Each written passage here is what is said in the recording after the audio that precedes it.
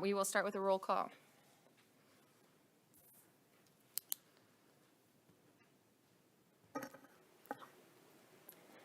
Commissioner Azar, Here.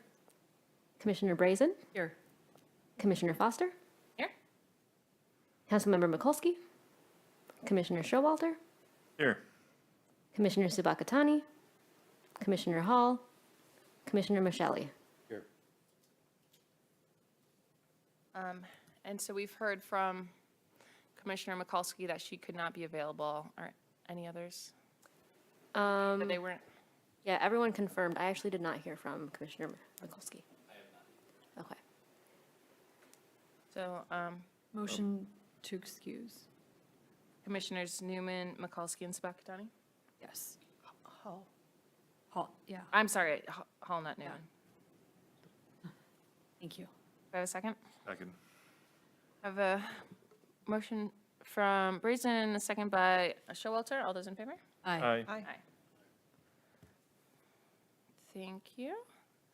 Moving to approval of the agenda this evening, we have a public hearing for the recommendation of approval of the City of Ferndale Capital Improvement Plan and a training. Is there any edits to the agenda? Seeing none? A motion for approval? Motion to approve the agenda? Second. Motion by Showalter, second by Michelli. All those in favor? Aye. Aye. Next, we have approval of the minutes for January 21st, 2026. The draft planning commission meeting minutes were provided in our packet for this evening. Are there any comments or questions or edits on the minutes? Hearing none. Motion to approve the minutes? Second. Motion by Showalter, second by Brazen. All those in favor? Aye. Aye. I abstained since I wasn't at the meeting. Because you don't have to abstain just because you weren't. You can show a sign of faith for the commissioner, and we need your vote. So, Lauer? Aye. Aye? Yes, yeah. so for, just as a point of clarification, so for any motion to pass with, since we're at 5, we have to have Unanimous? unanimous 5 voting yes. Yes. And so our previous quorum was 6, but with the new zoning ordinance, our quorum is 5. And since we have the capital improvement plan and a training, I think we should be all set for now. And we probably expect that maybe 1 or 2 will come in late. I think I just heard the door, actually, so.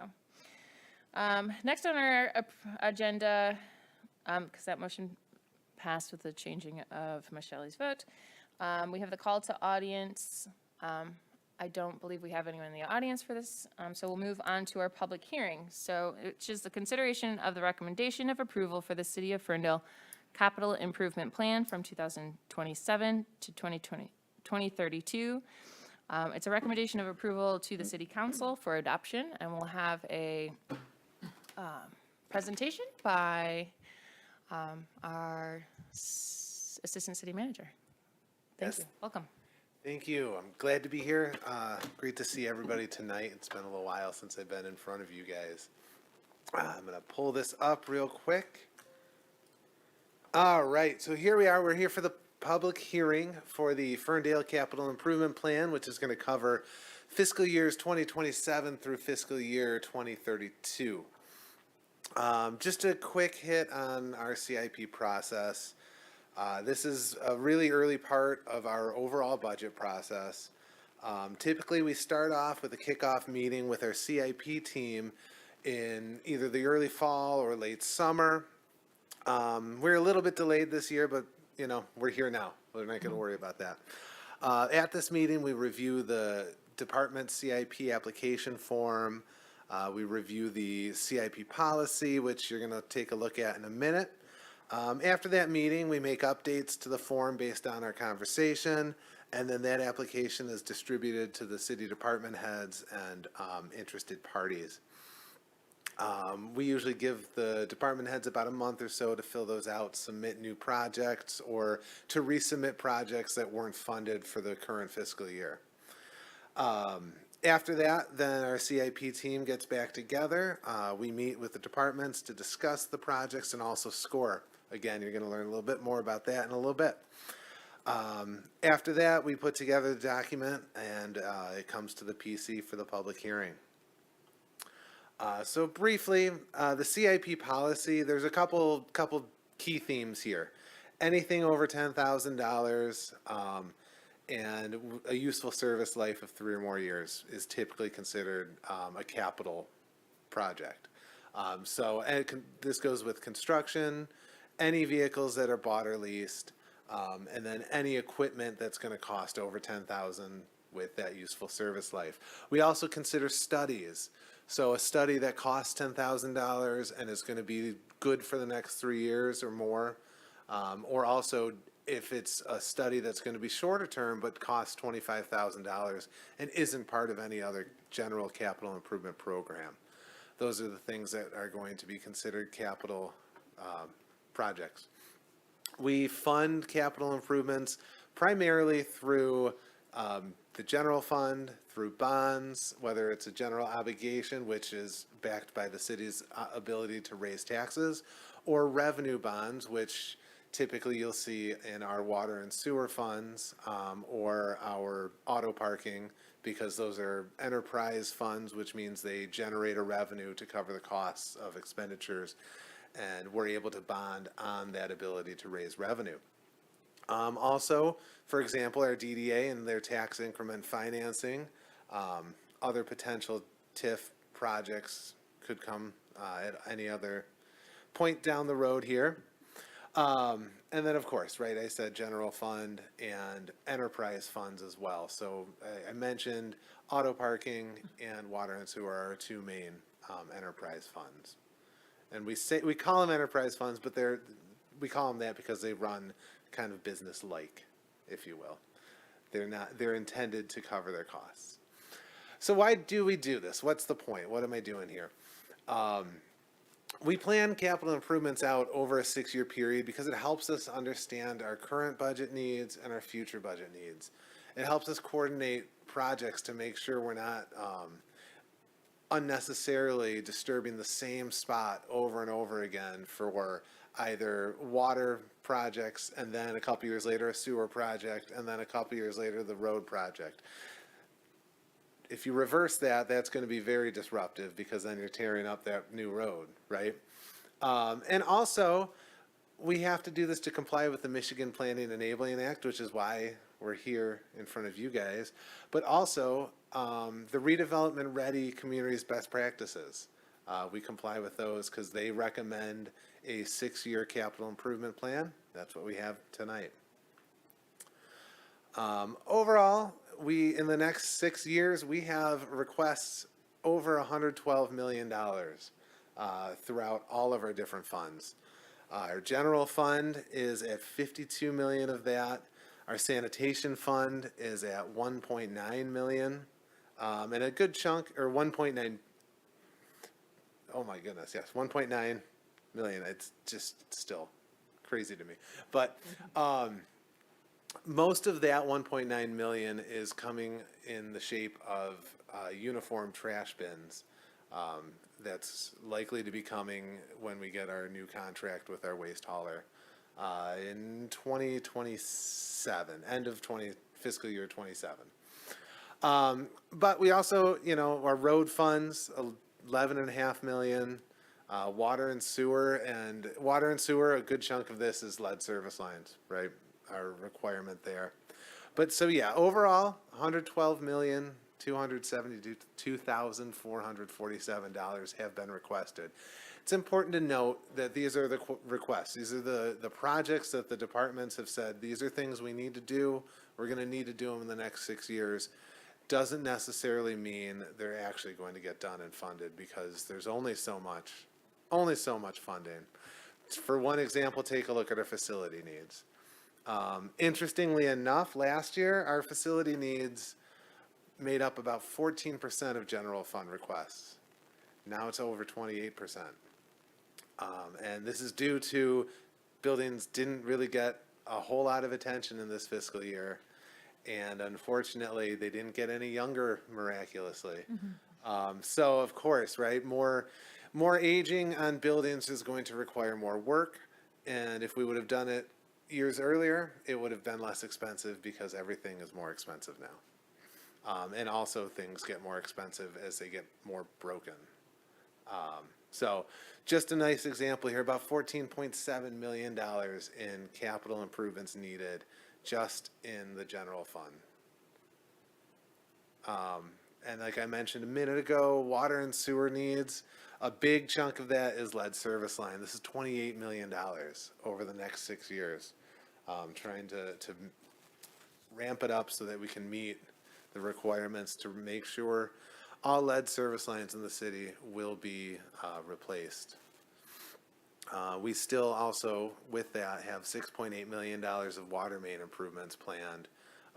Council actually just last meeting approved some of the projects that had been put into the CIP, for this current fiscal year. They just approved that, week and a half ago now. So just kind of nice to see projects get planned out, put into a CIP, make it into the budget, and then actually end up getting awarded. So kind of a little microscopic part of how all of this gets tied together and, all of that good stuff. So I mentioned earlier scoring capital improvements, and this is just like I was talking about. Funds are limited. There's only so much money to go around for the project. So how do we prioritize? So we prioritize by creating what we call our CIP scores. We use the CIP scoring matrix. There's a little bit of debate, a little bit of discussion as we're going through meeting with the departments and trying to figure out scores for the different projects. But what we look at is the impact on safety, the impact on the community. We look at how it impacts goals that are set in the Plan Ferndale documents. We look for support of sustainability goals, support for equity goals, because if we're not bringing those things into it, what's the point of doing all these plans and setting all these goals if we're not looking at the two things at the same time? But also we look at, is this something that's going to create some cost recovery or cost avoidance in the future? If we repave this road, we won't have to worry about maintaining it for the next 5 years or so. And then also the service area. Is this something that's going to affect the city as a whole, or maybe the region, or maybe just a small area? So just quick hits over the last couple of years. There's been, definitely was a spike in the last fiscal year of general fund capital expenses.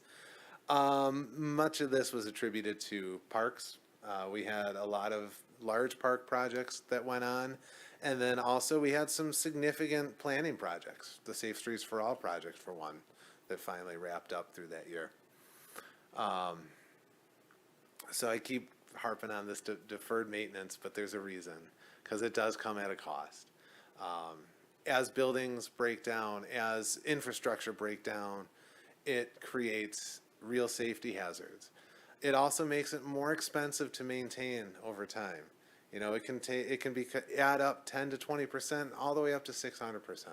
Smaller problems become total system failures, and that can cost significant amounts of money that we don't plan.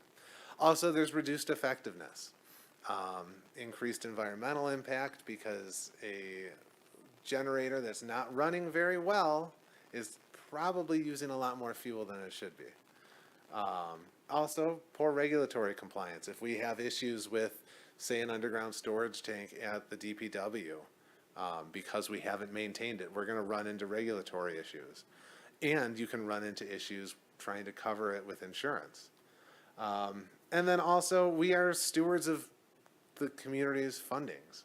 We need to maintain the buildings and be good stewards of that. So another deferred maintenance issue is that it can create a lack of community trust that we're doing the right things. So other examples, and I hit on a lot of these last year when I was here, but they stay very consistent, right? Delayed repaving of roads is going to result in damage to vehicles and other increased safety hazards.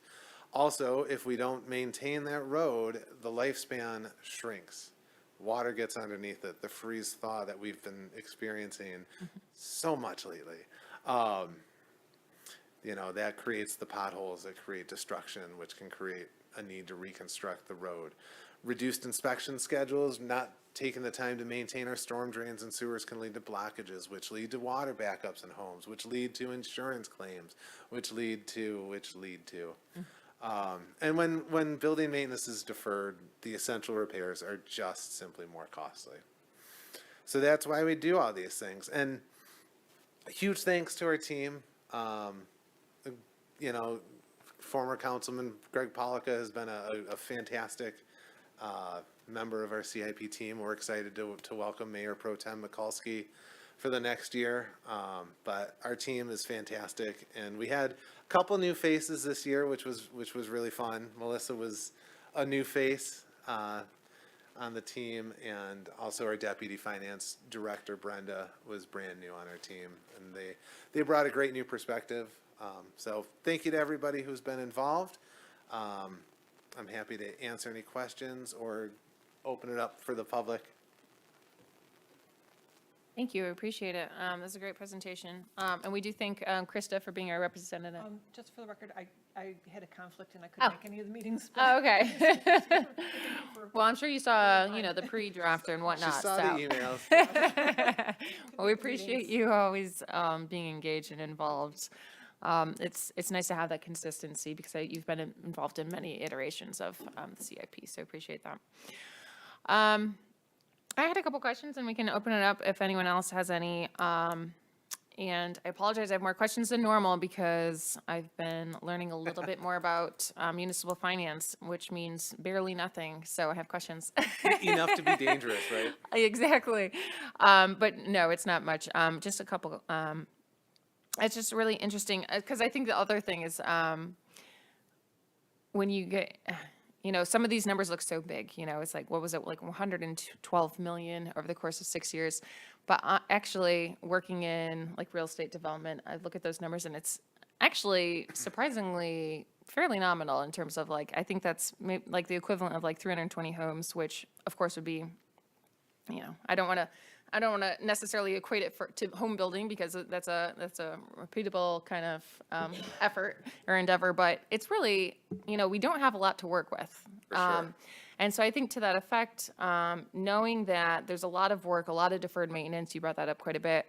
I'm kind of interested to hear, and I think what the story behind all of that is, and to the point of you have a scoring card, you have this committee because there's choices to be made. So can you give us maybe the bigger picture of what was like the bigger wish list and how much do we have to pare it down, and like what does that deferred maintenance look like, and how much more are we not able to fund because of our restrained finances? Well, we're not sure where we're going to end up yet. Budget process is still happening.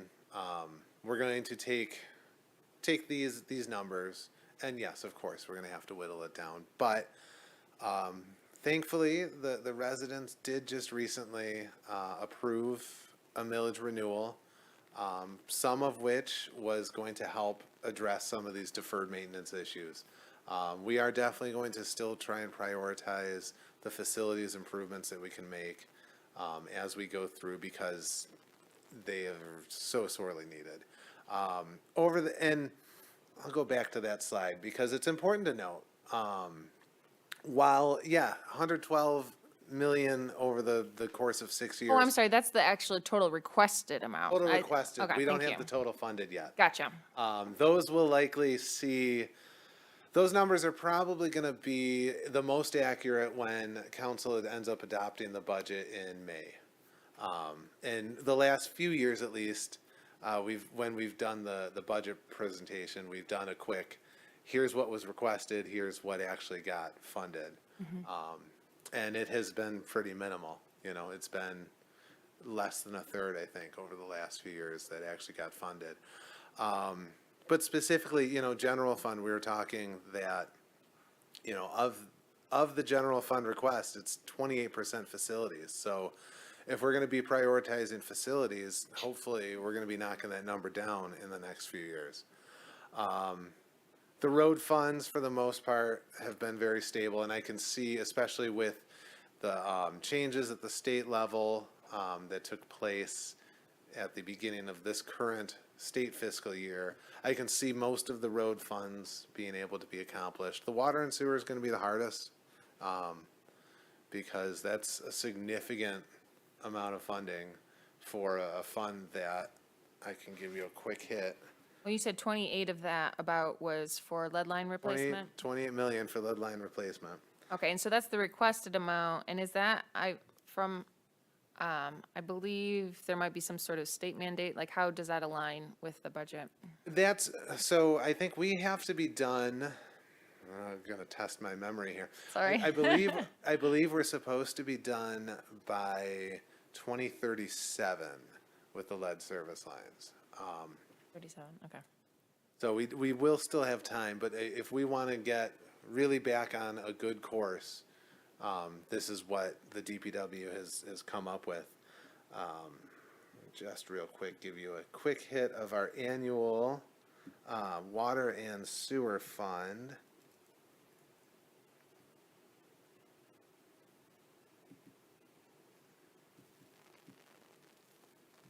It'll just take a minute to pull it up.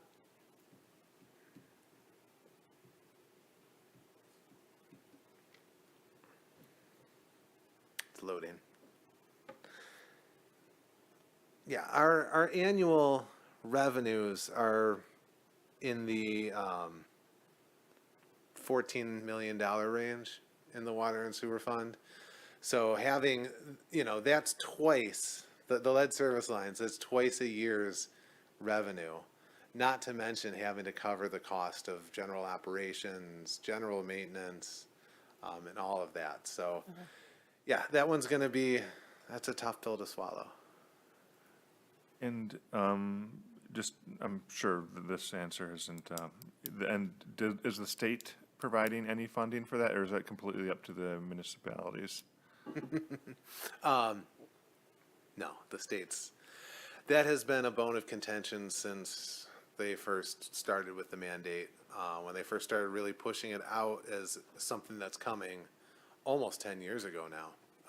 The state had, during the pandemic, when there was a lot of additional funding flowing from the feds through the state, they did help a lot of other communities out. Unfortunately, we have not had the type of luck. We're doing well enough that we're not going to be able to get a lot of assistance, but we're not doing well enough that it's something that's easy to be done. Unfortunately, this mandate has really come on the backs of older communities. You look at our friends and neighbors in Auburn Hills, the city that was founded in 1983. We weren't using lead anymore. City like us that became a city in 1927, there was still some lead being used, and we still have a significant amount. And we still have a significant amount that we don't know if it's lead or not. We think it is, but we're not sure. And so we've got it. That's part of the lead service line project, is continuing the verifications. And I say this, right, but we are getting some federal, hopefully it still goes through, some federal funding to help us with the verifications through a grant, so. But not much. Okay. Thank you, that's helpful. In a very long-winded way of getting to, no, not much. Any other questions on the CIP? Yeah, in the 28% of the budget that's in facilities, that's been adjusted since the recent vote? Yes. It's been adjusted and currently is not anticipating any real moves. We are still looking at different things that we might be doing in the future, but we're operating right now with what we have, these buildings. And so that 28% is over the next 6 years. Do you anticipate seeing it still operating at 28% for the following 6, or is that gonna go up? Well, I think, so a huge chunk of the needs are this building and DPW. Those are the two most expensive if you look at the total. Those work out to over $10 million over the 6 years. hopefully, we've got a nice plan in place and we're executing that plan by the end of the next 6 years, that potentially this building is either to be able to be completely rehabbed, and perhaps we have that public safety headquarters we've been hoping for. But, you know, DPW is not going anywhere, and it's going to need a significant amount of money and improvements to be able to maintain operations there. I don't know if any of you guys have been able to get over there during, you know, when we were doing any of the open houses or anything, but it's a weird setup. It's a weird building. It is, God bless the guys and the guys of the past and the guys of the past. The mantra has always been, well, we'll just make it work, right? And so they build offices inside of what was a garage, right? They just build on, and it just gets to a point where, you know, now we really need to do something here and make this better, right?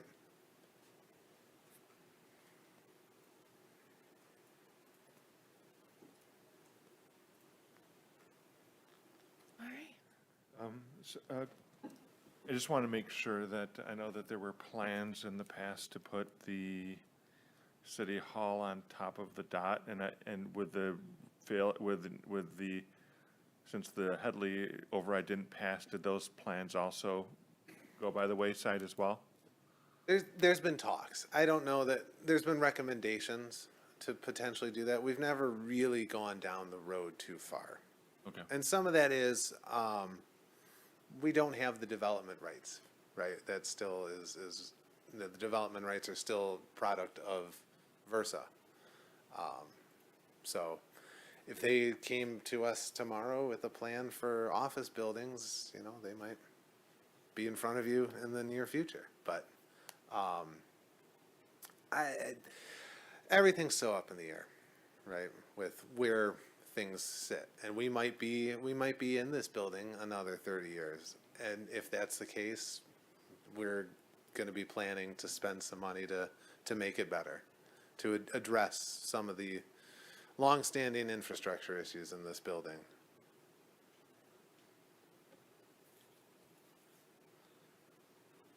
Is there anything from us that you would appreciate over the next year to prepare for the next, is this an annual, biannual? Annual.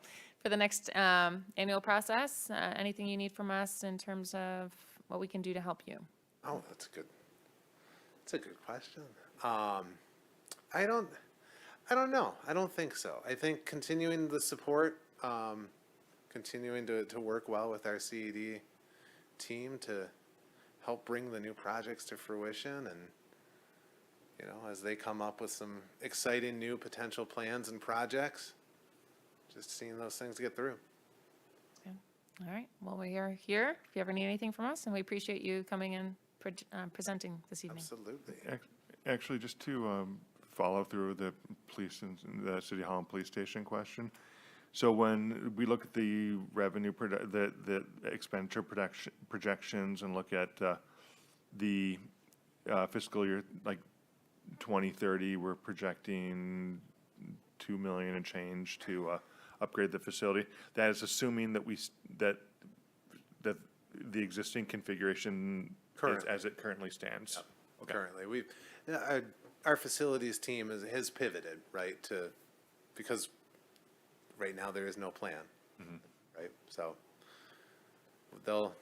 Jameson's fantastic at just making another pivot. So if things improve and we end up with a new plan to do that public safety facility, I'd imagine we'll see different numbers next year.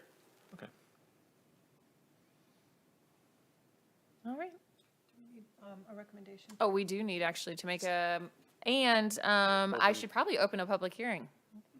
So I will open a public hearing, having had a wonderful presentation from our city staff, for the consideration of a recommendation of approval for the City of Ferndale Capital Improvement Plan 2027 through 2032.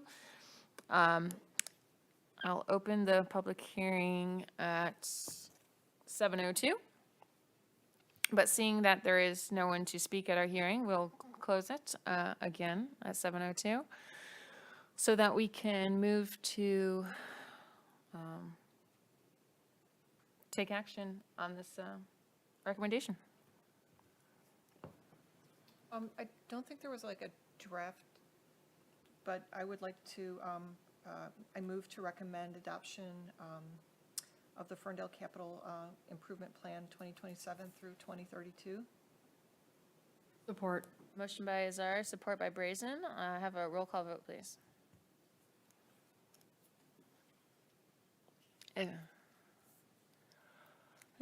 Comment on the motion? I was gonna say, are we looking for a recommendation to adopt? It's a recommendation to the city council, yes. Commissioner Azar, Yes. Commissioner Brazen, Yes. Commissioner Foster, Yes? Commissioner Showalter, Yes. Commissioner Michele. Yes. All right, motion passes. Thank you. Appreciate it. Could you remind me who seconded the motion? That was Brazen. All right, we, having no old business, we'll move on to new business, which is our planning commission training. We have Kathleen Duffy from Smith Group to present to us this evening. So thank you for coming. Welcome. Yeah, thanks for having me. It's been a while.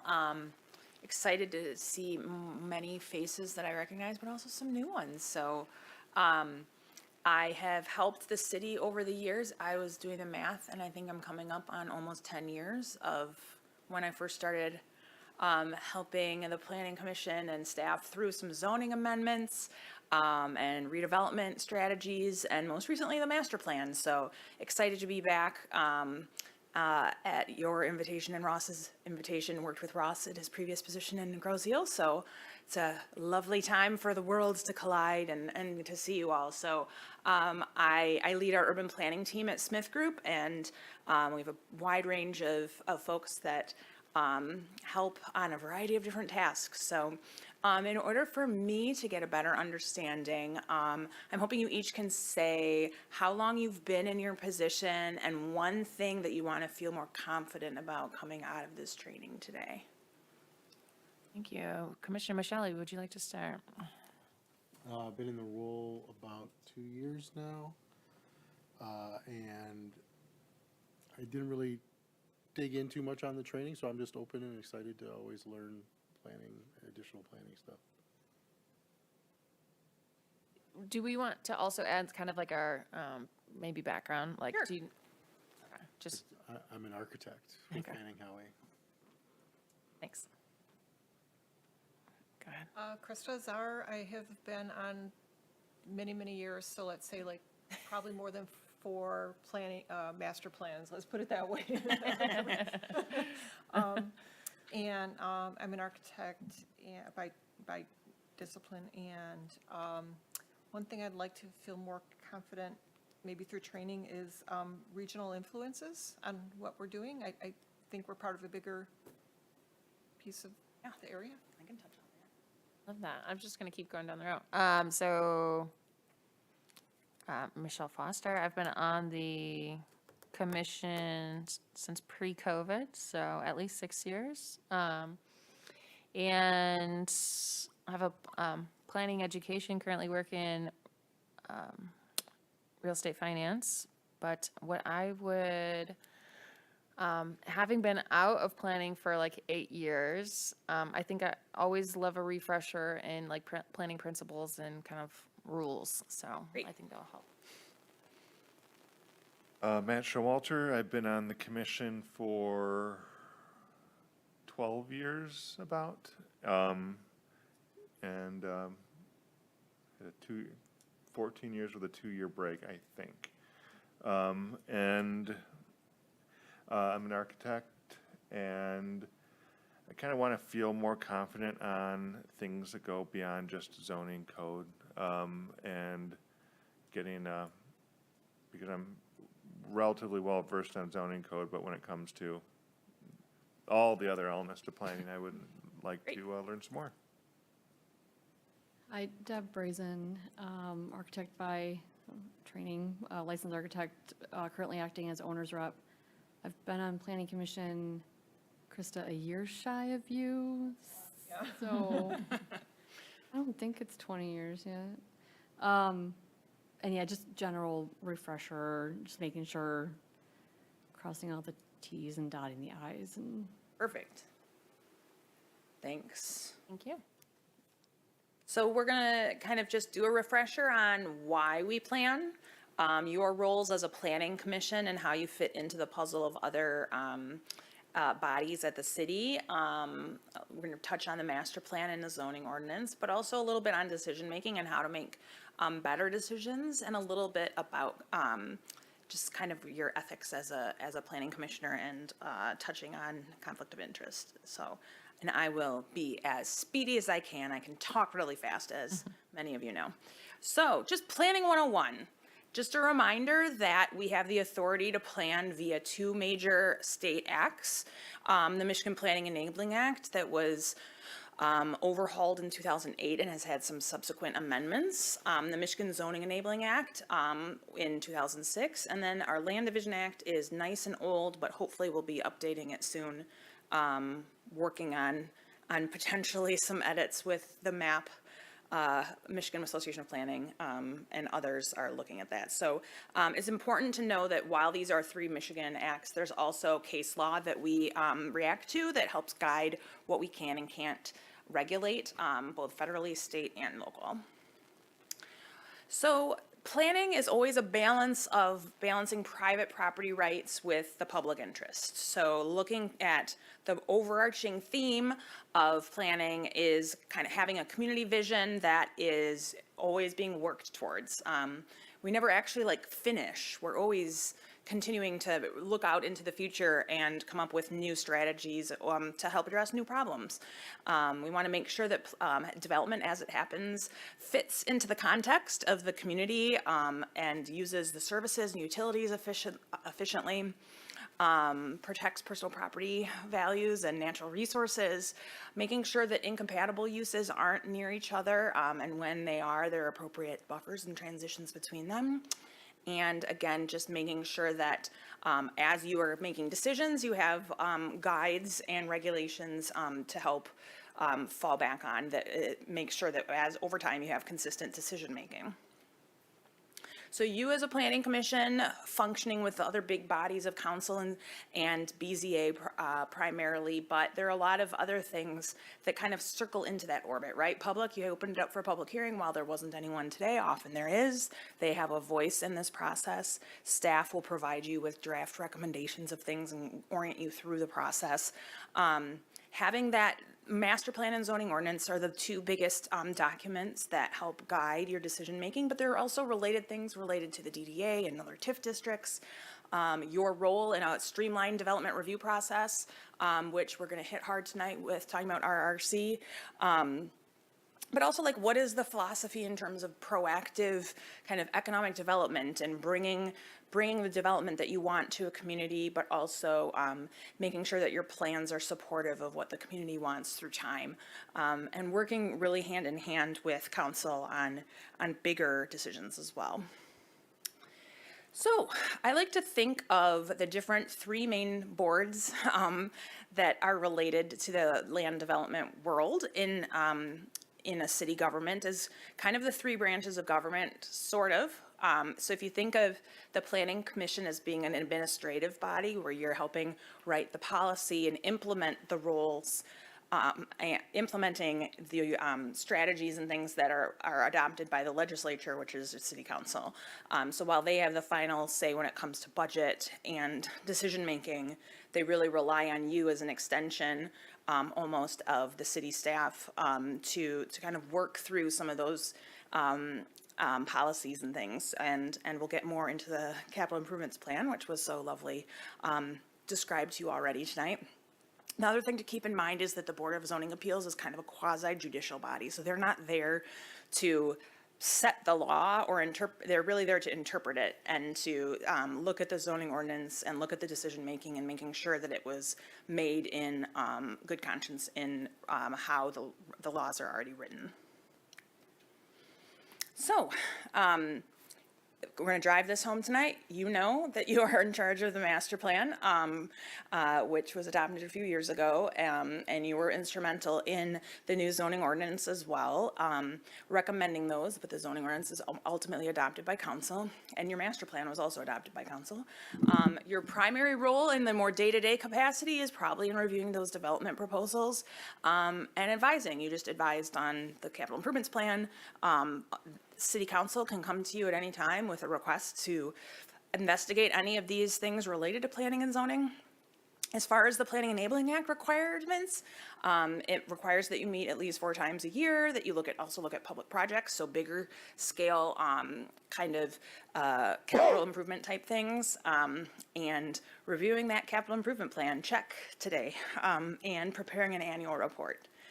So as a planning commissioner, it's important that you all use the knowledge and expertise that you have. You are all appointed for a reason based on your background and understanding, and it is very useful to express those opinions, but also relying on what the ordinance says and what staff shares in terms of making those informed decisions. You fundamentally are like the keepers of the master plan, and that's an important role that if it should ever be off what the city is wanting to update that. And as representatives of your community, right, as residents, that you have the ability to provide feedback on behalf of what you're hearing in the community. So I think just a reminder here of the do not do's, can'ts here on the middle section here on bringing your emotion or personal preference into it. And that can get hard sometimes when there are public hearings and people are advocating for certain things, probably even harder for council to do than you as a planning commission, but avoiding that conflict of interest. I know that when you as architects or client reps are representing a potential proposal that is before you, you'll have to recuse yourself from the decision making because you're related to how the project is being paid for, and your job is dependent on whether it gets approved. So being able to recuse yourself in those places, and then also like not requiring things of the developer that aren't directly related to the project at hand. So requiring some sort of condition on an approval for something that's offsite and not part of the project and the site itself. And please don't act outside the law. I think that kind of goes without saying.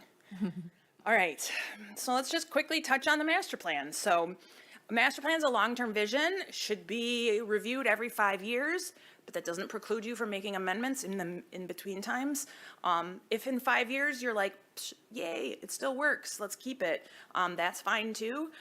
It's great that you have such a flexible document that has a variety of strategies, knowing that over time things change, and it's hard to commit to very specific things when the world changes in a minute, just like the pandemic really forced us all to kind of rethink how we plan for the future. So ultimately it's a policy guide, so it guides decision making. It doesn't like set the law, that's what zoning does, and as such it provides a foundation for zoning that kind of gives you the backup to help make zoning decisions that reflect the vision that is set in that long range plan. So typically, the backbone of a master plan is the future land use section, but it often also contains goals, talks about cooperation amongst entities at the city and in the region, touches on housing and neighborhoods, economic development, the environment, infrastructure, transportation. But there are a lot of new kind of planning trends that your plan covers very well, if I do say so myself, related to placemaking, growing smartly or redeveloping smartly, prioritizing sustainability and resilience. Your plan is often looked to as a great example of aging in place and prioritizing health of all residents. And so those kind of topics keep coming up, and we'll get more topics that as planning trends evolve and grow, that maybe the next time your plan's up to be amended, there are new things you wanna add in there. Housing finally got made a requirement of the Planning Enabling Act. So this was a success. to make sure that all of our plans across the state are working towards the state housing plan, that are recognizing the housing crisis that we're in. And your plan is checking those boxes a lot, because it also references what it stands for, the KHAP, the Community Affordable and Inclusive Housing Action Plan, maybe? Wow, that was impressive. Very nice. That's like 5 years, 6 years, just kind of like in my brain. Okay, so the master plan plus that provides what the new bill, the new addition to the act requires. So you're looking at housing needs across the community, across a wide variety of types and people, and kind of projecting those needs in the future, and making sure that your policies are supportive of that, and in turn, your new zoning ordinance is leading the way on making sure that housing has as few regulatory obstacles. It doesn't mean that there aren't financial and land availability obstacles to getting more housing built, but your plan is definitely meeting what that new State Enabling Act says. Public participation. Also a landmark of planning in Ferndale, making sure that during a master plan, particularly having an accountable and transparent process that brings as many people to the table as we can, so that there's a wide cross-section of people that are providing input on policies, on priorities. It's really an opportunity, and we definitely used during the master plan to really focus on education as well. And it was an interesting time with the hybrid kind of types of events and communications that we had during the first couple years out of the pandemic. But it's also a good trust building and kind of like relationship building exercise. So it was great at the time. Staff would go out and meet with residents at coffee shops just to answer their questions. And we had a very open and transparent process, and that should extend beyond the master plan. So anytime you do any sort of area plan or zoning amendment, things like that, public participation is really important, especially here. So within the context of Plan Ferndale, understanding how that and its different components relate to other things via the new zoning ordinance and the development, they all relate back to one another. And it's kind of a cycle of making sure that those principles, the city council ones that are on the wall, were influenced, greatly influenced the values and principles that are in your plan, and making sure that we're upholding that via the master plan, via the zoning, and you get the development you want because those plans are in place. So just a reminder that the master plan is a guiding document that sets policy, and the zoning is a regulatory law that is enforceable. And while the master plan sets that future land use vision, the zoning ordinance actually describes how that happens, with more specifics related to use and to site design and procedures. So both documents go through you as a body. Per the Planning Enabling Act, you're the default for the master plan adoption, but City Council often exerts its right to adopt it as well, which we love, that so that Planning Commission and Council are on the same page. Zoning, you make a recommendation to them to then adopt at Council. So you're doing everything you need to on making sure that these plans and your zoning relate to one another. In addition to those, there are other things that relate, and so the DDA has its own plan. The housing study, maybe that needs to be updated soon. I don't know. I feel like housing is a constantly moving target, and we're always going to need more housing at this. I don't see that changing anytime soon. But how those other kind of secondary and plans feed into and supplement the master plan. Obviously, the budget is greatly influenced by the capital improvements plan. So all of these things work together and should reflect one another. And as things change, it kind of spirals into other things needing to be changed as well. The other thing that the Planning Commission is required to do is write an annual report. So it sounds like that's also pending soon. Ross will tonight. Yeah. So I just happened to be at your meeting where you're checking off all your responsibilities. And these are just a communication tool between you and council to explain the progress that's been made related to the master plan, summarizing the development reviews that were brought before you, the types of cases. Use this as a tool to communicate priorities too. Like if you guys keep getting the same requests for, I mean, you have a new ordinance. Hopefully you're not getting too many variance requests, but often it's like this fence height is just way too high. It's time for us to amend the zoning ordinance because we shouldn't be granting any variances at the BZA for changes in fence heights. It's time for us to change the ordinance itself. Council, do you agree that this is something we should look at? Here are some options we have as planning commission of what we think the new fence heights should be. And then, so you can use it as a means to say, we as a planning commission, even though we report to you as council, have some ideas of things that we've seen and those trends over time, and working with staff to identify what new things should be on your docket for the coming year. I won't cover this in too much detail, as you already heard about it, but my version of what is important with a capital improvement plan is it really is one of the primary implementation tools coming out of the master plan. That it's really a communication tool as much as anything. It communicates to you what the city is working towards and what council is going to be prioritizing. It ties things back. So we set the decision-making guide and the master plan and the vision and values of the plan so that they could help. And it was mentioned tonight that they are ways to help score different projects, really trying to match those needs and requests and use that as a prioritization. And it's really looking into the future, right? So like we know that City Hall needs, renovations, planning for that over time and how are we going to pay for it. So it's also like in addition to it being an internal document, it's a good like external facing document for the community to understand the priorities, but also it makes you, if you have a nice strong capital improvement plan, eligible for some grants when they come along. That having that documented is a great way to say, look, we've planned and we should get some money because we have a good process in place. So when I teach on capital improvement planning, there's always like a giant long spreadsheet of all the projects and how much they're going to cost and which fund they might be funded from, and then how those over, that 6 year. I always think of it as like this current year plus 5, if you want to know why it's 6. It's kind of a weird number in the act, but it's a 5-year horizon and then the one we're currently in.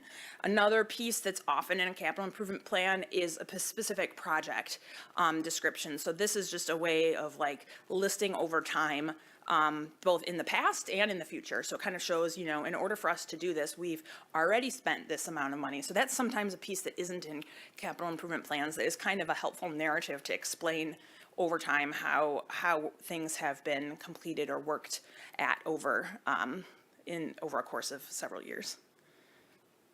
All right, now to the fun stuff. Zoning 101 is what I should call this section. It's zoning 301. Most of you know all of this, but let's drive it home again. So zoning decisions are permanent and they stay with the property, not with the owner.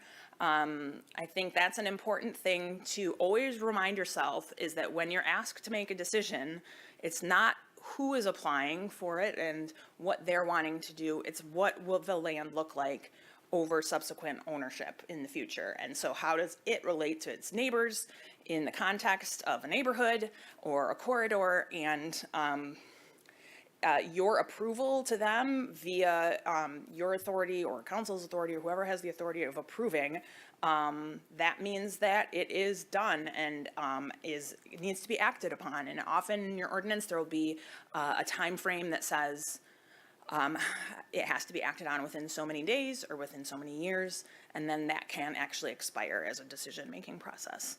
So it's the first time of many you're going to hear me say that if what's being proposed meets the ordinance, you have to approve it.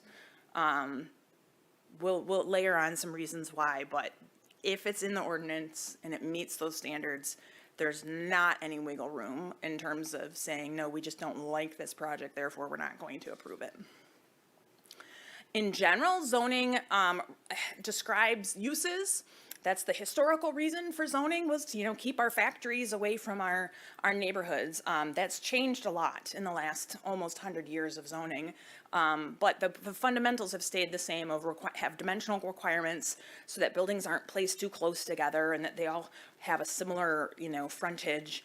It provides site design requirements and largely establishes those procedures for how you fit into the review process. So specifically in your ordinance, Article 2 is really where those uses and dimensional standards are located related to your zoning districts. I like to kind of group the site design stuff. When I write ordinances in the middle there, where they're related to the districts, but they're all kind of standards that apply regardless of what district you're in.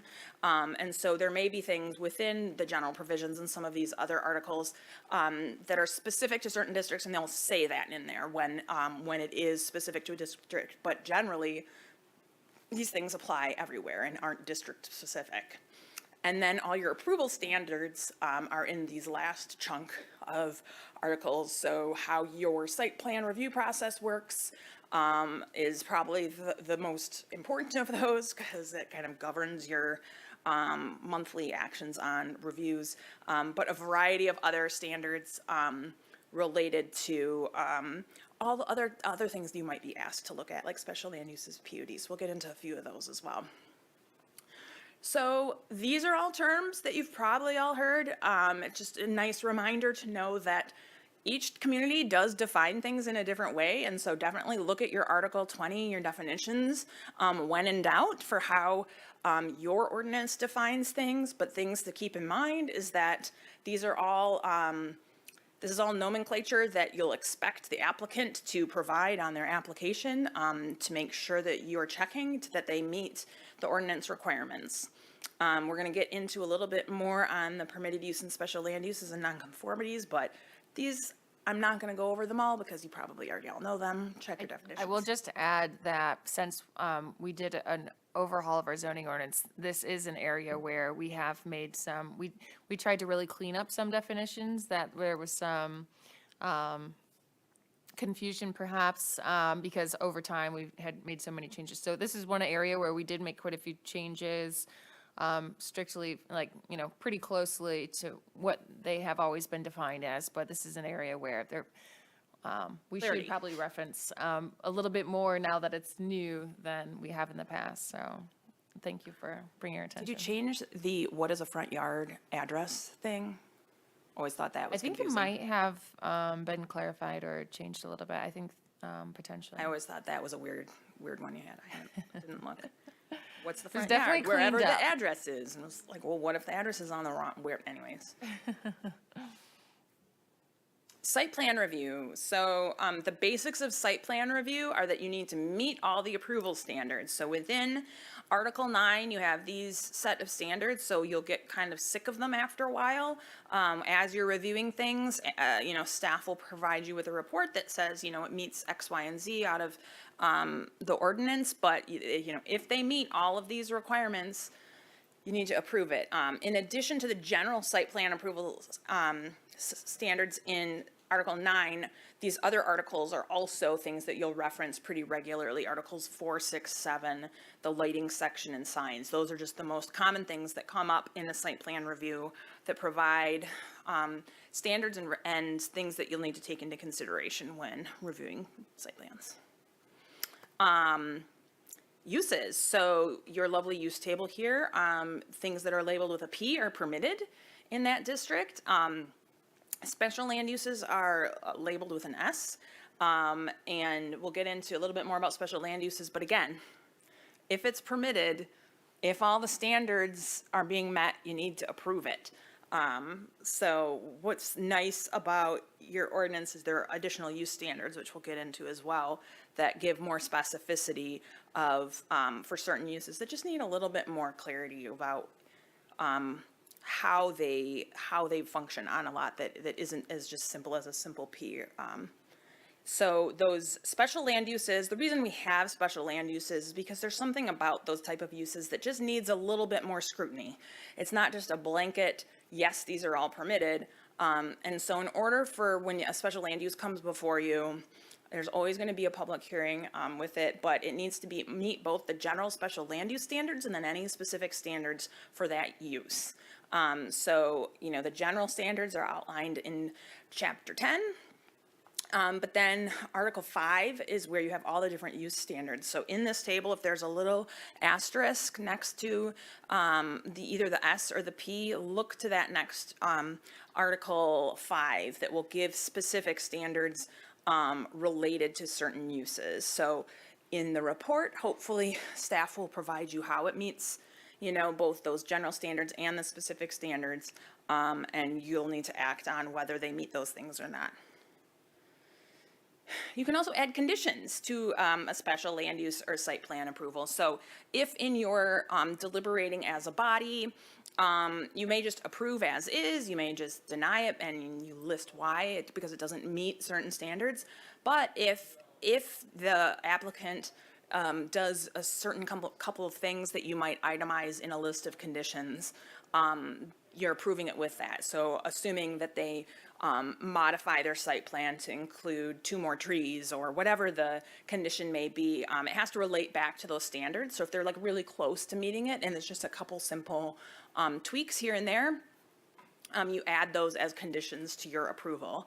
It can't be like, again, related to the owner, it must be related to the site and be within the realm of what is being asked in the ordinance itself. Let's have a streamlined process to maintain our RRC certification. I think you definitely are a community that has been certified for a while, actually came to your certification like 10 years ago again. So what the intent of RRC is to really like just enforce what is already in the Planning and Zoning Enabling Acts. There's nothing in there that's really outside the bounds of what good best practices are anyway. But why it's important to have that streamlined process is because it really gives a predictable process to those applicants, to you as a body. It keeps things orderly and consistent so that you and your relationship to staff and their review capabilities back to you, back up to council, that is all clearly articulated and that an applicant has solid expectations of what the next steps are in a process. Planned unit developments, this was a fun one a few years ago, maybe a little triggering. That went through a lot of different iterations. But planned unit developments are for those tricky sites. So whether this, I think, was a school site, the things that aren't necessarily where an applicant wants more flexibility than what is in the ordinance. And so your ordinance requires certain conditions be met for them to even apply for a PUD. But it gives you that kind of back and forth kind of conversation with an applicant to get the project right. It's not meant as a means around the ordinance, it's just a tool to provide flexibility when there are different circumstances, preserving natural features or having a tricky kind of infill situation. So they have to actually show that the community is going to benefit by them easing some of the restrictions in the back and forth kind of negotiations as a tool. Amending the zoning ordinance and the zoning map can happen at any time. I think some people think that it can only happen after a new master plan has been written, and absolutely not. Some communities amend these things far too regularly. And yours is so well planned and so recently rezoned. I don't imagine a lot coming before you in that, but you may also find that with a new ordinance, with a new zoning map, there are things that you didn't anticipate and might be better to change that in the ordinance rather than try and find some way to work around it. So, you know, if there's a clarification of a term that you find, that can just be a simple text amendment, changing of procedures if things aren't working. So there's a clear section in the plan that explains when and how amendments should happen.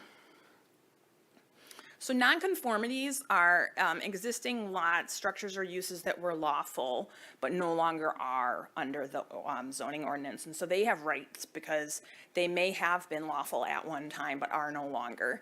And so because of that, they kind of grandfathered into some of the rules. And so your chapter in your ordinance is in Article 16 that outlines whether it's a non-conforming use, site, or building, what their rights are. And usually it has to do with it being in continual use, and then there's some, if it stops being used for a period of time, it loses its non-conforming rights.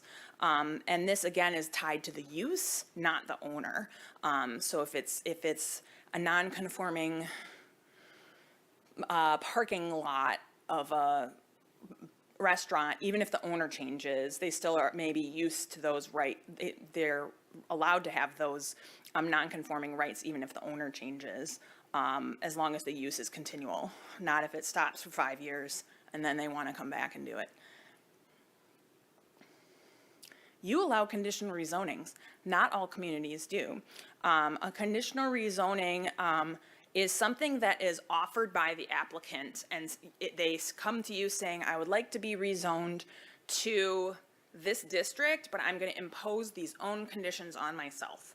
I want to build something that is not permitted, that is permitted in this new district that I would like to rezone to, but I'm going to say that I'm not going to use these 10 uses that are listed in that district. I only want it for these 3 uses, is usually what it comes down to. So like they may provide, it's complicated enough. We don't usually recommend people do it because you can't say anything. They have to come and say, here are our conditions, and they have to hope that you like those conditions. So it's a lot of, it usually comes down to some kind of like, I've seen it like with multifamily coming in and they're going to say, we want to do this, or we want this height, but we're going to only allow X type of uses because we know that the neighbors aren't going to like it if we do everything that is available within that within that district that you're wanting to be rezoned to. So I think it rarely happens, and I think because you as a body can't like suggest things like you typically would with like conditions as part of an approval, it makes it really tricky for them to like guess and hope. It's risky on the applicant's front as much as anything. We'd rather it just be traditionally rezoned, or they use it, find a different site to build what they want to build. Kathleen, can I ask a yeah. question about that, or would you like me to wait until? No, go for it. Okay, because we do often, particularly with like a larger site or a bigger redevelopment, oftentimes we like to have like discussion items where a developer will come to us, we discuss, and we kind of, they bring a project that they want to do to a site, and we might give some guidance. But it's typically not, it's just a conversation, right? Yeah. We're both coming at it new.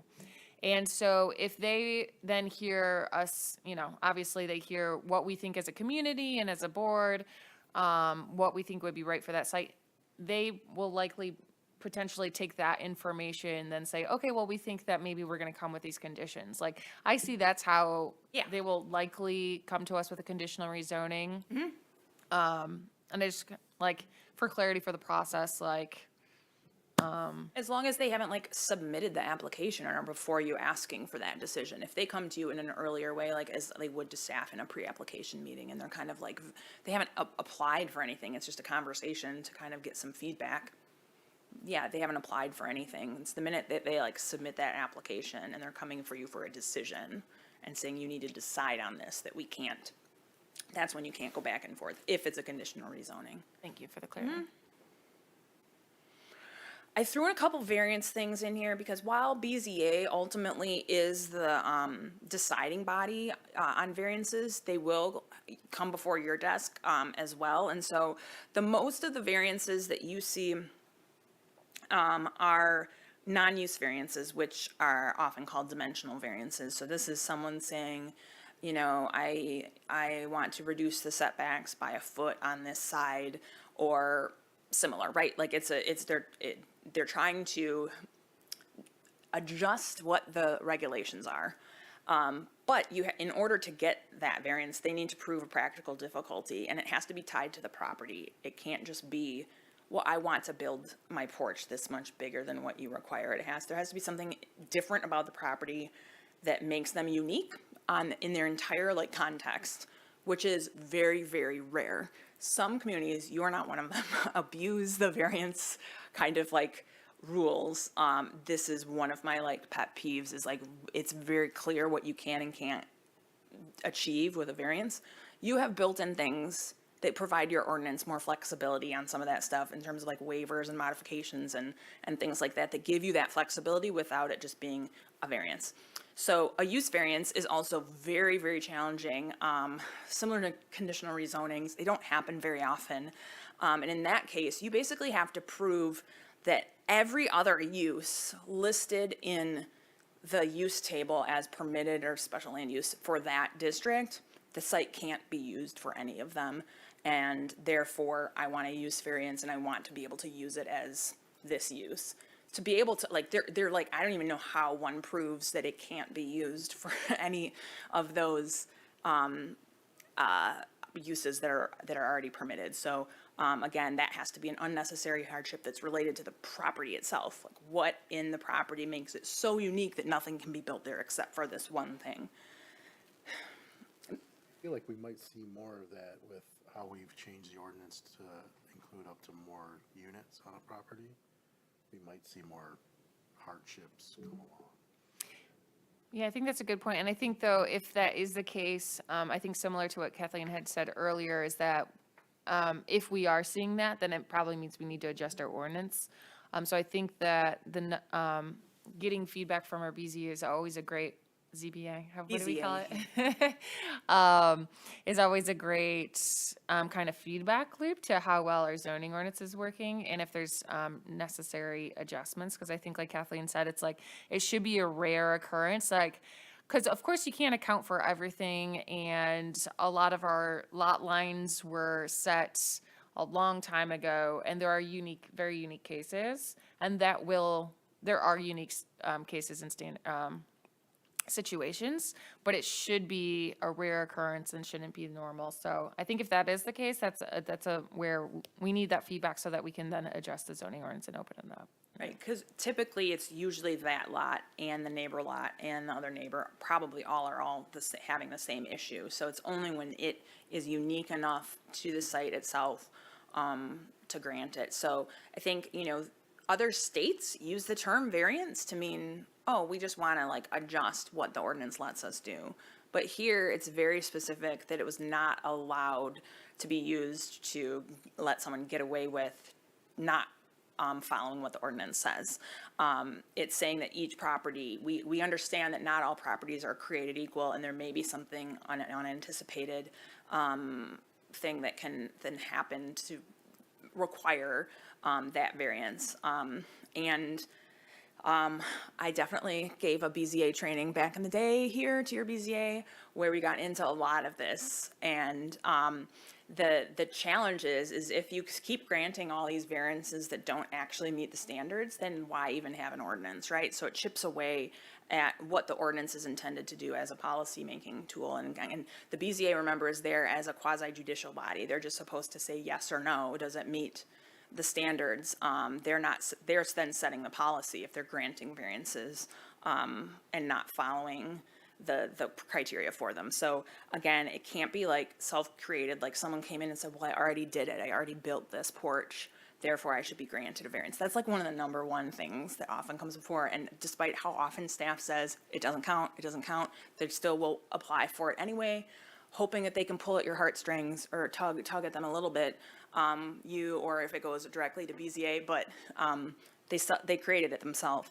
And it has to always be the minimum necessary. So they can't, like, let's say they're asking for a variance and a setback and they want 3 feet, but if you grant them 1 foot, that they can still achieve what is trying to happen on the property. Like, you have to grant the minimum. It can't just be, well, if we're going to waive this as a requirement, you can take as much of that setback as you want. It always has to be the minimum necessary.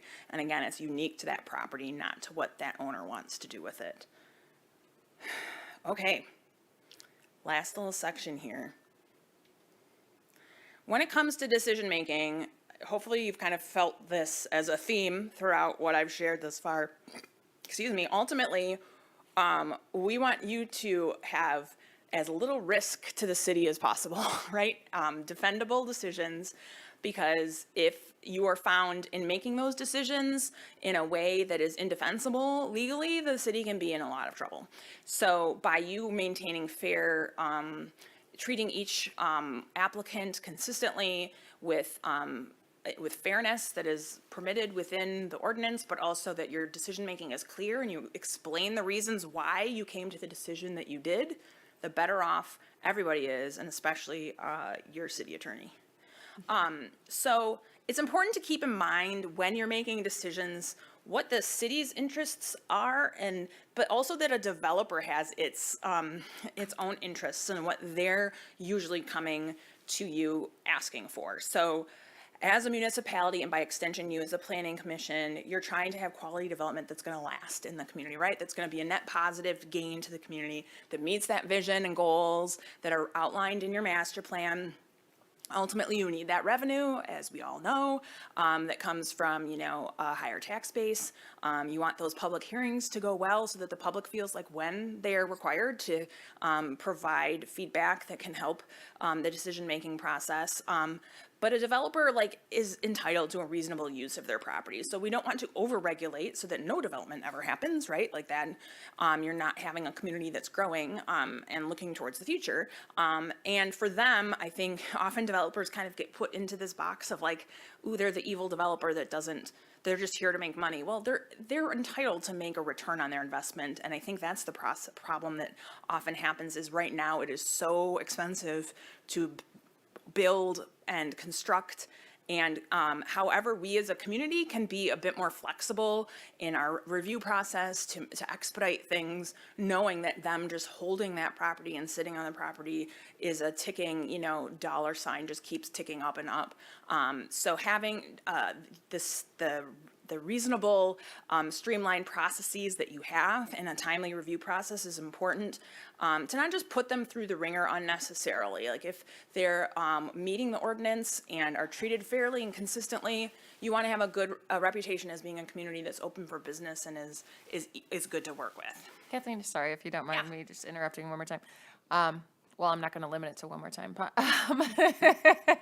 I also just want to mention that I think it's fair to use the term developer. I just want to kind of open that up. I mean, that means anyone who's coming. Applicant. You don't have to have developer is just, it's a definite, it's a Person developing. It's a person. It can be, it can be our neighbors. It could be you. It All can business. be the landowner. It's a resident. Yes, it's anyone with the purpose of developing or redeveloping a site. And so I just want to mention, like you said, so often that term is Misused or misconstrued a little bit. It sounds a little dirty, but we just are using that phrase in the term of someone who is developing or redeveloping or wanting to add on, et cetera, to their site is named a developer, and that's the role that they're playing. So I just wanted to. That's a good clarification.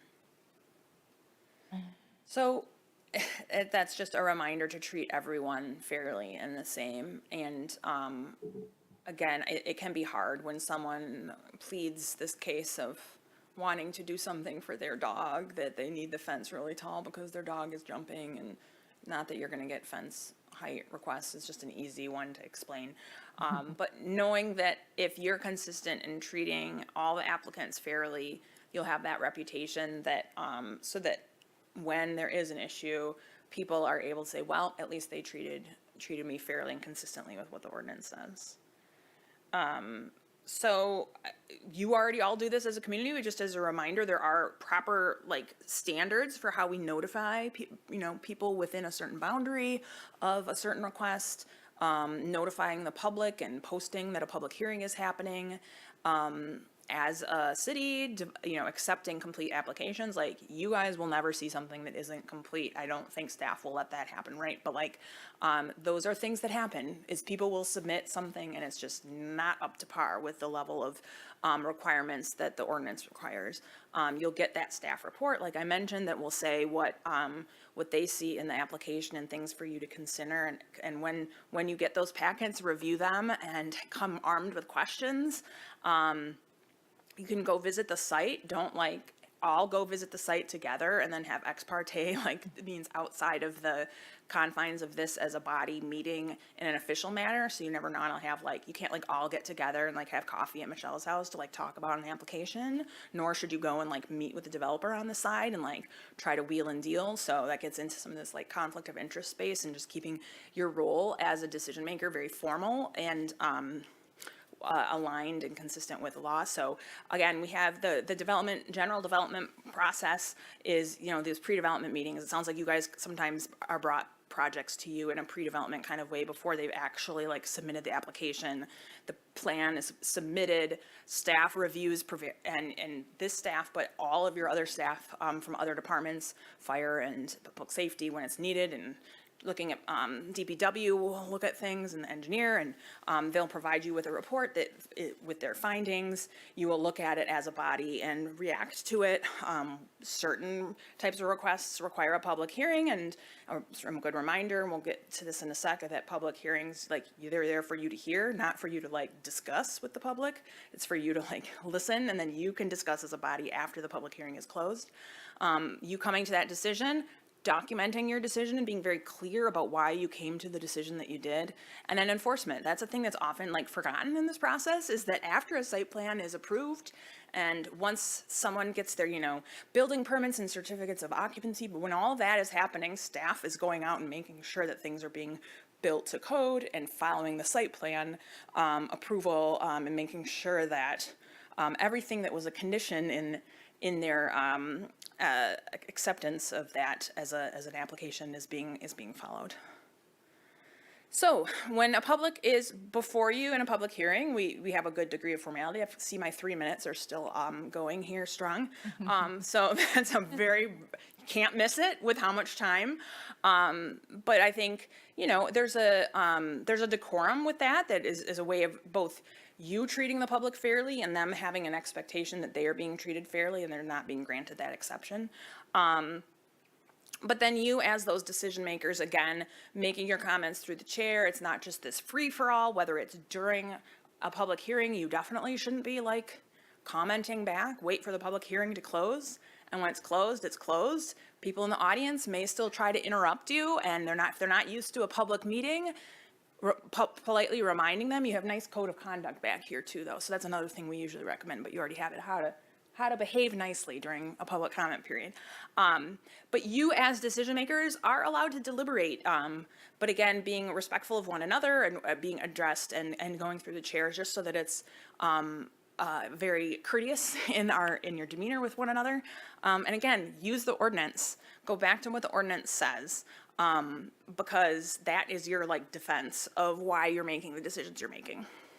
So we all hear the word NIMBY. So just a reminder, people will be out there always just anti-whatever because they don't want anything to change in their community. So NIMBY, it's almost become a derogatory term a little bit. People don't want to be accused of being NIMBY, and there's a whole movement about YIMBYs, people saying yes in my backyard, which definitely happened during the master plan process and subsequent zoning of being like, how much housing are we going to allow on different things. I also just love this banana build, absolutely nothing anywhere near anything. And that, there isn't a community that I've worked in where there isn't someone that just thinks everything should stay the same as when they bought their property, right? And that nothing changes over time. And it's really a hard challenge to kind of balance the public that may be very pro-development and anti-development, to find that balance and find that there are going to be strong opinions, and to not feel like they're swaying your opinion. You are making those decisions based on what the standards are in the ordinance, and being very clear about what you're deciding is what's in there. And their input may make you consider something differently when there is some kind of gray area, but ultimately say why you're deciding what you are deciding based on what the ordinance says. So, just a quick reminder of how those happen. You have a person that makes the motion and a person that seconds it, and then you explain what the request is, or the resolution on the table. You make the action of voting on it. Again, you can have conditions that are exerted upon the approval, and it only can be like attached to an affirmative decision. You can't like say no with conditions. I don't know why you would, but people have tried. But being, again, that those conditions need to relate to what's already on the docket for what you're approving. It can't be just some random thing like we really want you to paint the house purple because that feels great. So it has to be very specific, related back to those decisions. And then again, statement of why you're making the decision you're making is important, again, in terms of like lowering the risk. So making sure that it's clear and like, clearly documented in those findings of fact of your decision-making process. I'm a little bit of a broken record, but if the standards in your ordinance have been met, you must approve the request. So it's very challenging. It's why I don't sit on a board, because it would be really hard. And your job is hard to have to be very stoic in how you respond or don't respond actually to what the public is saying. And making your informed decisions based on the staff report and the ordinance. Just everything should be, laid out enough for you that where there are questions, you can get through those kind of gray areas with each other or requesting clarification from staff or the applicant. But the public is there to provide some nuance to some of those decisions. But at the end of the day, it's what's in the ordinance. So just a quick reminder of conflict of interest.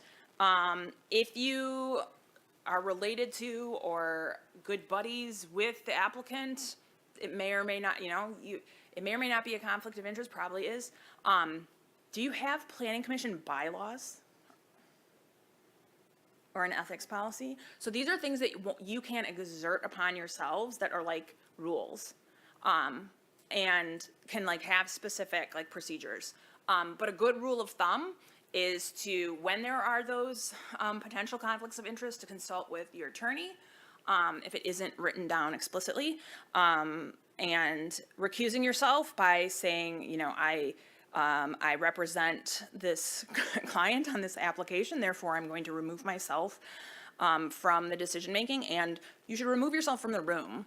Not just like sit in the back, and because you're still a presence in the room that has a, you need to remove yourself first from the dais, at least to the room, preferably outside the room, because you don't want to have that kind of intimidating possibility of influencing the decision by just even being present. And again, it's really good to err on the side of caution. Just because you're worried about quorum, like tonight it doesn't matter, but in the future, if it is a big decision and you know that someone should be recusing themselves because they have a conflict of interest, is especially important to make sure that you have the rest of the planning commission there, so you have enough people to make that decision. But recording it so that it's in the record of the nature of the conflict and in those minutes, so that you have proof of that in case it ever comes back to haunt you. So finally, in closing, just a reminder that the next time that you have to deny something or not approve something, just remember everyone else that does comply with what your ordinance is. You just spent a ton of time and effort redoing your zoning ordinance, and whether it was you or others that really were the authors of it, there was a lot of consideration and detail back and forth and vetting of options for why it is written the way it is in the ordinance. And so if it's known that you're easy to, smooth talk and get around the ordinance, that's not a consistent, reputation that you're going to want to have for other applicants. Why have an ordinance at the end of the day if it's easy to get around? So just some reminders that your decision making is very important, but also very perceived as being a very consistent and fair and equal process.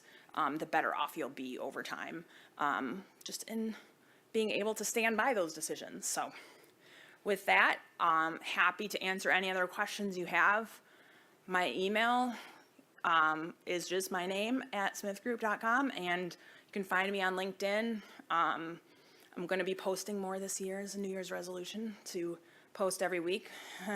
New Year's intention to post every week, but sharing interesting articles, and going to be sharing more on like our housing crisis and how we can like hopefully try to find some solutions for it. So follow me there if you're curious. Thank you. Yeah. Appreciate it. That was very lovely.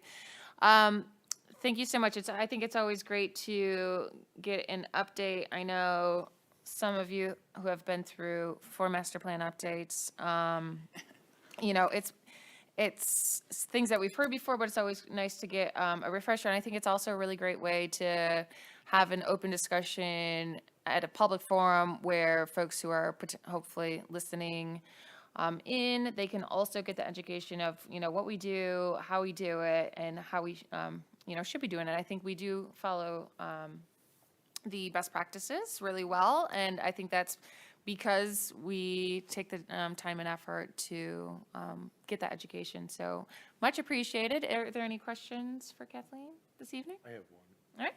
Got any good zoning ordinance references for food trucks on private property? Food trucks on private property, aren't they almost, well, You can get back with us. Now, you don't have to put you on the spot. I think a lot of places regulate them just as like temporary use, right? And so whether it's clearly articulated in the ordinance or not, sometimes it's just a quick permit that doesn't even need to be in zoning. So we've handled it several different ways. More of a business regulation than a zoning. But if you have one taking up required parking spots too, stuff like that. And it definitely has crossing planning the zoning. implications.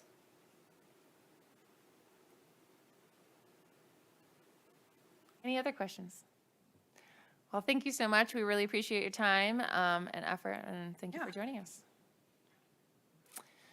This might not be actually related explicitly to your conversation, but, and there might not even be something zoning regulates, but can you make it so grandfathered zoning codes don't creep up again? Like if you have a application that was passed under a previous zoning ordinance that like back 4 years ago, and then it comes back to planning commission, and we have to follow an old ordinance that we're not really that familiar with. Is there an expiration date? There that- should be in your ordinance. It should say that a site plan is valid for 3 years, beyond 2 years, whatever. Just like the site plan application is valid. correct? The application itself should have an expiration date in there. If it doesn't, let's add one. Okay. Can we double check to make sure that we have that? Okay. Good question. Thank you. I know for like PUDs, it's usually in that section too. Well, just like permitted use in certain districts that can sometimes crop up. Yep.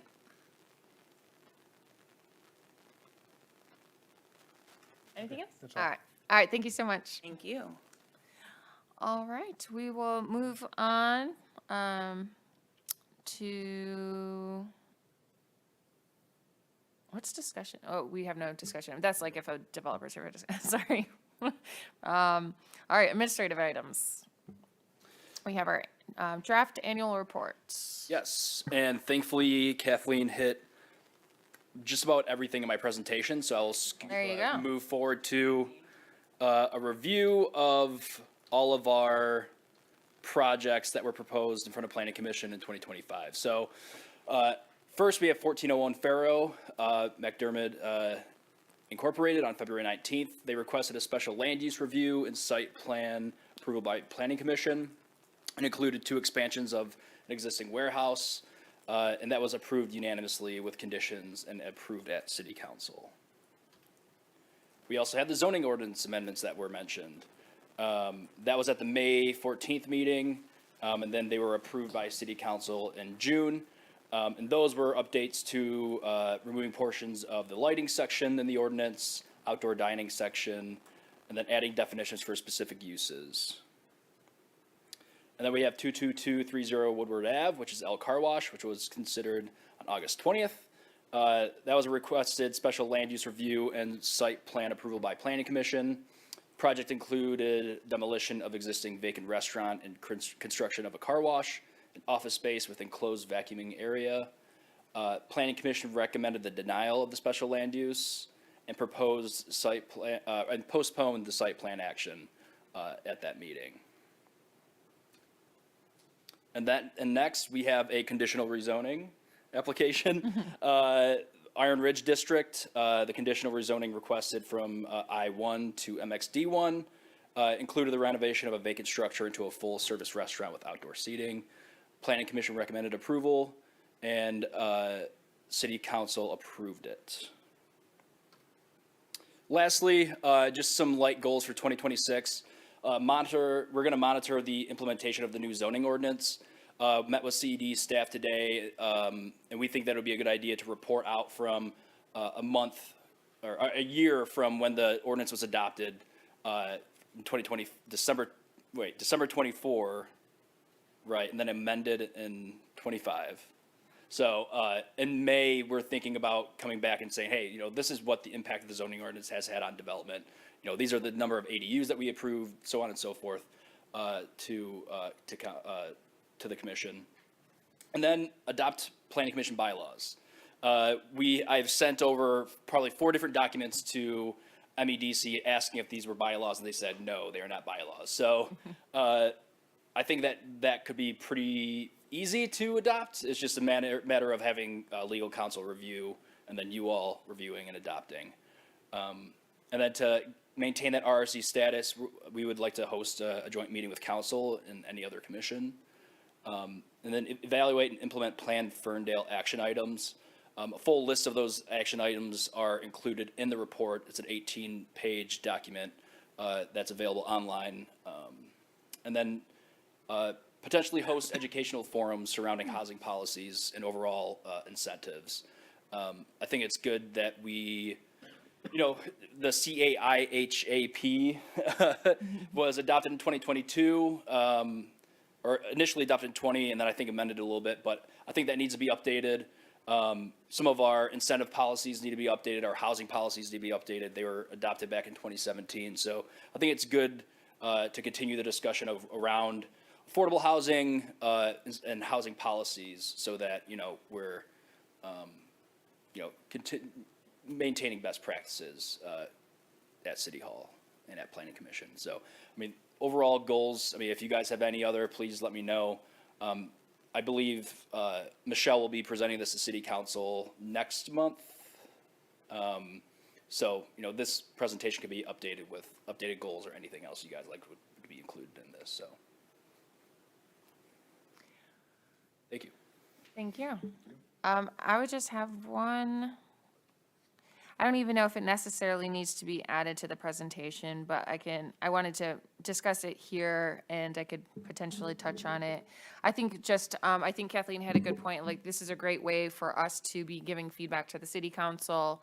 And in her presentation, she had mentioned the date of the master plan, and I think next year is 5 years. And so we'll at least need a look into, what needs to be updated. Like you said, maybe there's some housing affiliations that need to be updated as part of not necessarily the plan, but that supports the plan. There might be some other things we want to take a look at. And so since it's such a big item that we just want to, I think, maybe prepare for that. It's such a, funny thing. It's like, it's every 5 years, but you kind of have to prep in year 4, so. I was thinking about including it in this, but I'm like, we'll wait till 27. But yeah, we will definitely start thinking about how things are going to shake out in 27. Perfect. Probably starting August or September, October-ish. Great. I just want to make sure, we're on the same page of that. So, Cool. And then I was going to say bylaws, but that's in here. Must missed that earlier. So anyone else, any comments or questions on the annual plan? Sorry, I did have one more actually. So you had mentioned adding things such as the decisions made at the staff level on like ADUs, et cetera. Was it just for ADUs? Because I think that it would be helpful, because I think with the difference in the zoning ordinance we had made, we changed a lot of how the decision-making. And so for us to get feedback on just kind of what's going on, et cetera, would be helpful. 100%. Yeah, no, anything that Yeah. anything that would be coming to planning commission, but was approved administratively, we're kind of going to look at all the projects of what was approved and be like, okay, all these traditionally would have went to planning commission, but now it's being approved administratively. Like, we're going to do a deep dive on everything. Gotcha. then And say- will that be for the next year's annual plan, or? No, I would like to do it. I mean, hopefully, I'm not stressing CED out Yeah. and myself by, trying to get all this data, but, hopefully we'll be analyzing again from 2024, December 24 to December 25. So I'm thinking maybe in the next couple months, we could bring that report to you. Okay. Great.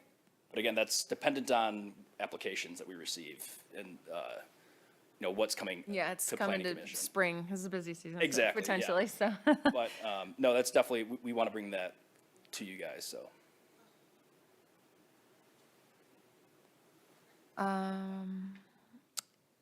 All right. Just check my notes. All right, well, if nothing further, we can move on to commission items. I have one brief thing. Does anyone else, also?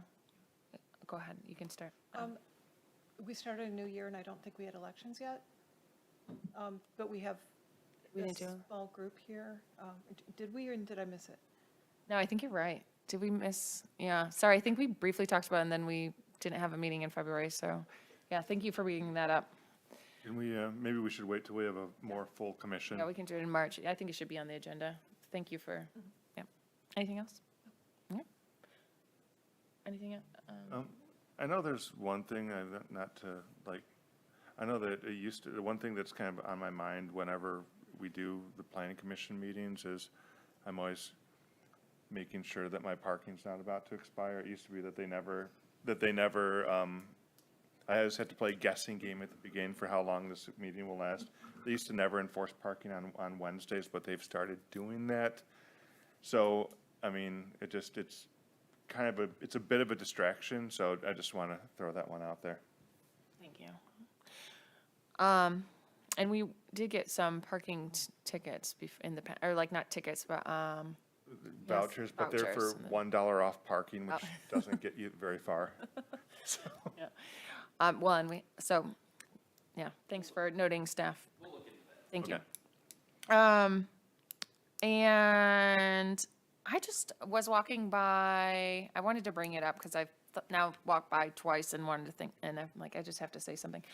A parking lot that, and I'm not gonna call out any names at the moment, but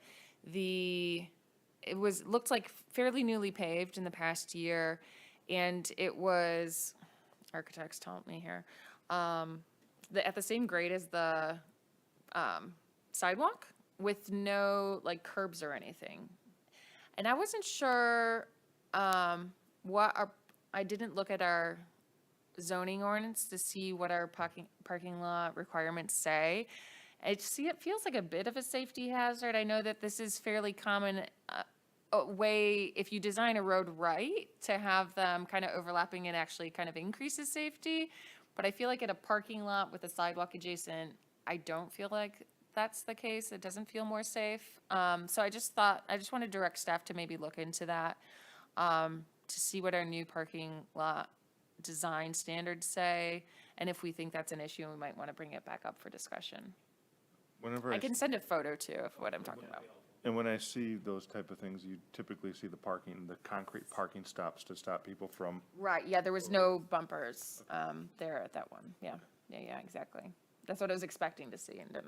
yeah. Those can also be a hassle because they can deteriorate and They look awful, damage, too. and they look awful and all those things. So I just wanted to, bring that to attention. So if nothing else, I will call our meeting to an end at 8:15. Thanks, everyone. Thank you.